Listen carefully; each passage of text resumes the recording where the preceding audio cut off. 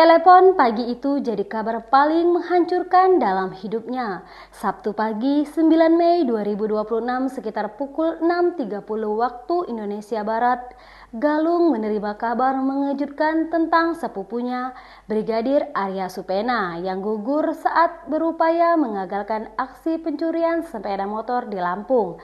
Awalnya, Galung tidak percaya, ia mengira kabar tersebut hanya hoaks atau penipuan. Namun semuanya berubah saat ia menerima foto korban beserta identitasnya, hingga akhirnya memastikan sendiri saat jenazah tiba di rumah duka.